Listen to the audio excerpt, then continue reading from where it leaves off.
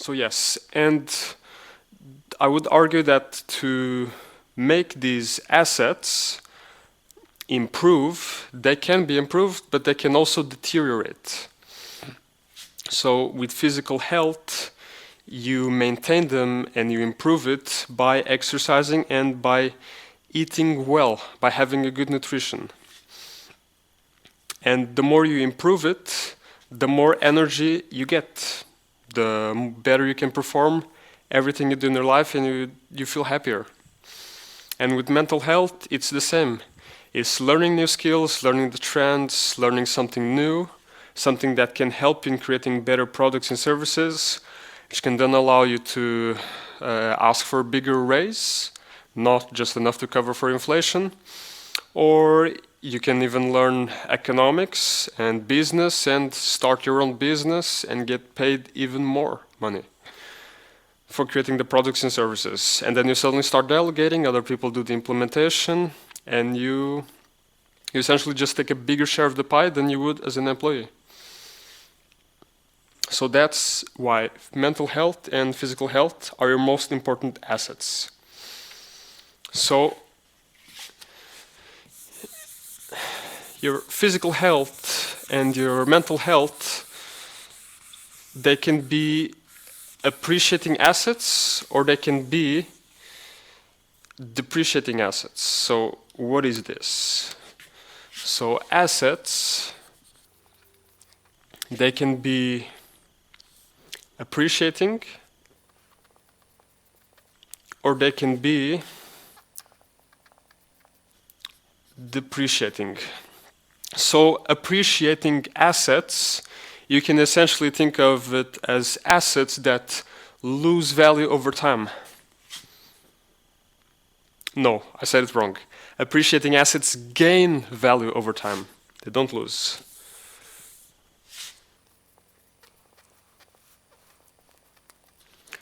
While the appreciating assets lose value over time.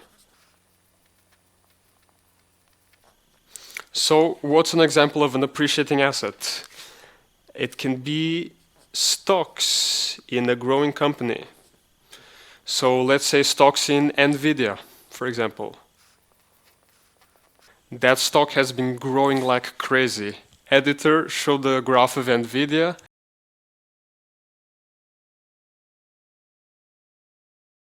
So you've seen that NVIDIA started with the amount it started with, and now it's such a much bigger amount.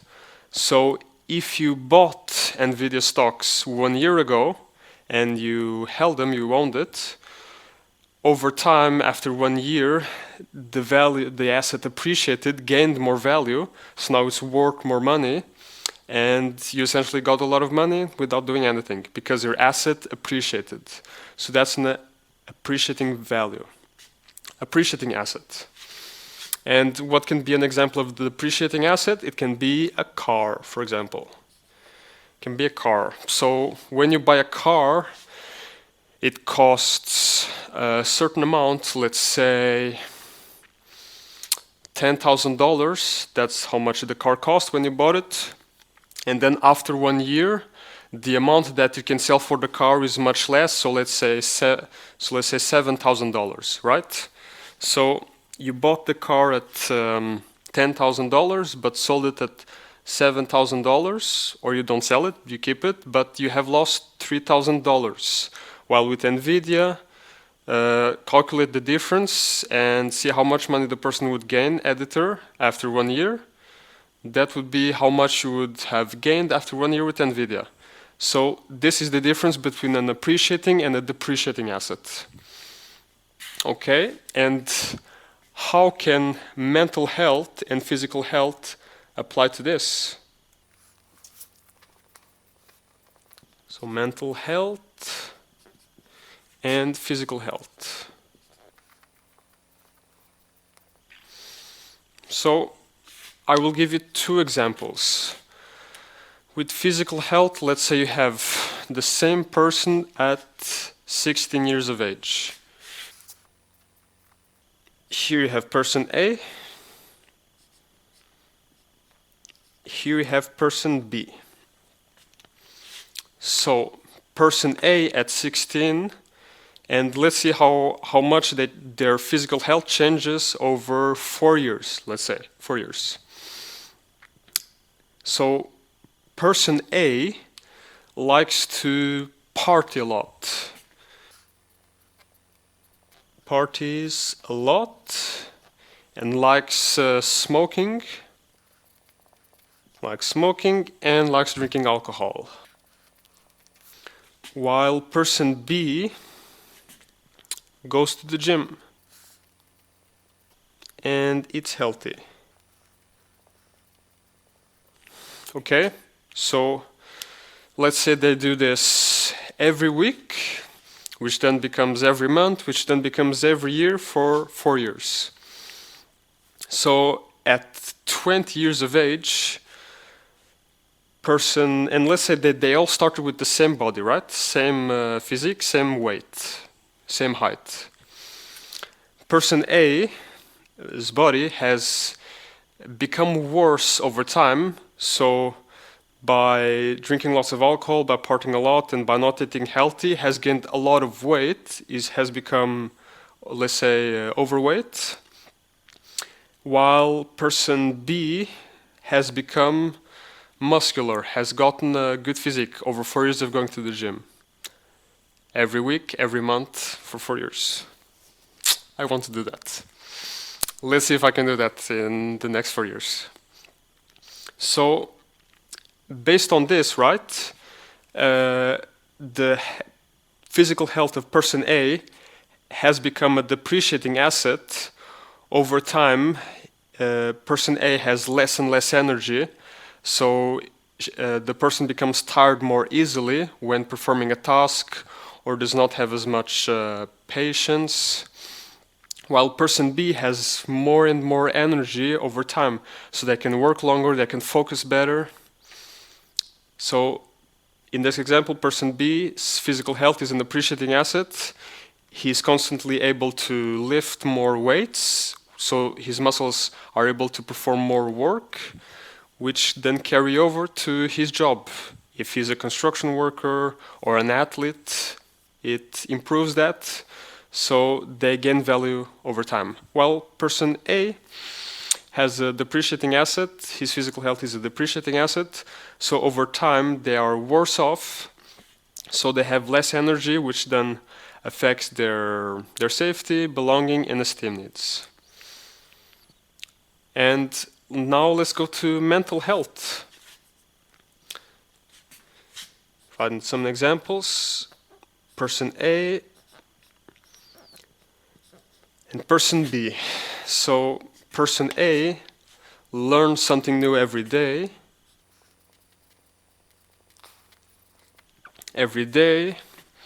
In their field, let's say. While person B watches entertainment every day. And let's say they watch movies every day. So, and let's say they are both 16 years old as well, okay? So, person A, by learning something in their field every day, let's say they are studying computer science, okay? They study computer science from 16 years of age. Person A learns something new every day in their field, so they start off by learning what programming is, they start off by learning easy languages like Python, then afterwards they go to more advanced languages like C++, start creating software, websites, and so forth, until they eventually start learning artificial intelligence and create deep learning models to perform and predict the task and automate it. While person B watches movies and TV shows every day to basically use their time. After 4 years, person A has improved their mental health significantly, the capacity they have to create value, so they are able to start working at a company, let's say Microsoft or Amazon, to work on artificial intelligence at those companies and earns a salary of, let's say, $80,000 a year. While person B watches movie every day, sadly has not learned the more advanced things in computer science, but is only able to do basic stuff like creating websites and editing them, maintaining them. So they get a job at another company, smaller company, and they earn, let's say, $60,000 a year. So that's the difference. Over time, person A has improved their mental health, the amount of value that they're able to create, and they are able to earn an additional $20,000 compared to person B, which is the stagnated and continues at $60,000. And if you were to take this further, person B just continues having their job and watching movies in their free time, while person A continues learning. And let's say person A decides to learn about economics and business, and after 2 more years, person A quits their job at Microsoft or Amazon and opens up their own business, while person B has gotten raises but has still the same position in their company. And now, as a CEO in their company, person A is earning, let's say, $120,000, while person B is still earning the $60,000. So you can see person A has doubled their salary just by learning something every day in their field. So this is mental health and physical health. And in this example, mental health of person A is an appreciating asset, while in person B, it's a depreciating asset. So overvalue the mental health, the skills that person A has become better and better, so they're able to provide more value in the economy, and the economy then rewards them more, while person B just stagnates and doesn't become better, but loses value over time. Eventually, when artificial intelligence is able to automate and do his job, so he becomes fired, laid off by his company, and now his whole job is now done by an artificial intelligence robot. So these are examples of how mental health can be appreciating or depreciating, and how physical health can be appreciating and depreciating. And this has lots of implications, right? So one of the most interesting applications is when it comes to finding a partner in a relationship. So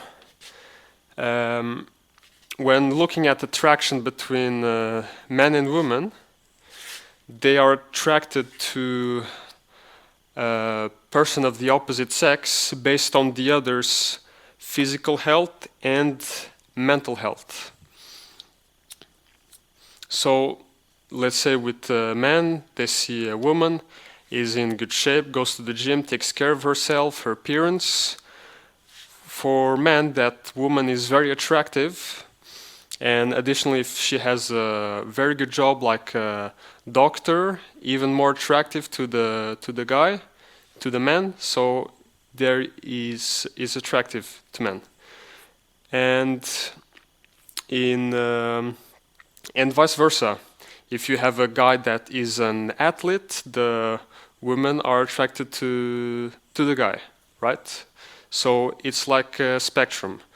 So based on how well your physical health is and how well your mental health is, and your mental health can be the skills you have and the interests you have. So I think I can be more precise here, because in physical health, it's kind of just if you're healthy, if you don't have disease, and while mental health is much more complex. It's the skills you have, what you can think, what you can do, so it's more complex. So it's not just as simple as I make it here. So these are just simplified examples. But by improving your mental and physical health, you can improve how attractive you become to the opposite sex, which then allow you to get a girlfriend, then a wife, So you satisfy the belonging need that you have right here to become an overall happier person. And what I would advise you in all of this would be to improve your mental health and your physical health as much as possible, because they're your most important assets. So your assets can be a house, car, and so forth, but if you're able to improve your health, going from overweight to suddenly becoming muscular, the amount of value you have, the amount of energy, and the amount of work you can perform gives you much more value than if you had a car, which only allows you to transport yourself from one place to another. And also with mental health, the more skills that you're able to acquire, the better job you can get, the more value you can provide in the economy, and the more money the economy rewards you with. So what you can do to do this is you can exercise in the gym, let's say, 1 to 2 hours, 5 to 7 days a week. But you don't even need 5 to 7 days a week. You can even just have 2 days a week, and you maintain it compared to a person that doesn't exercise at all. So by exercising 1 to 2 hours, 2 to 7 days a week, your physical health becomes an appreciating asset.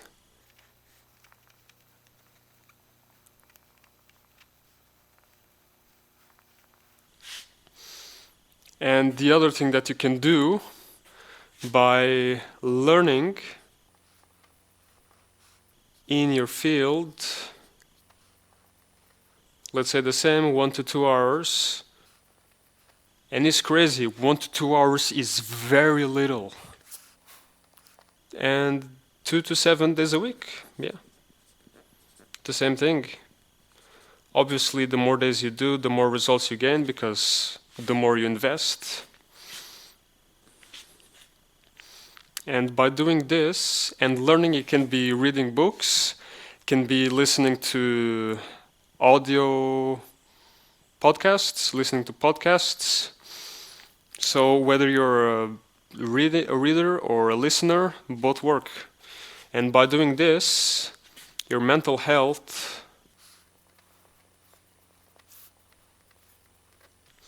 becomes appreciating asset as well. So it's exercise and learning in your field, which can be through reading or listening to audiobooks.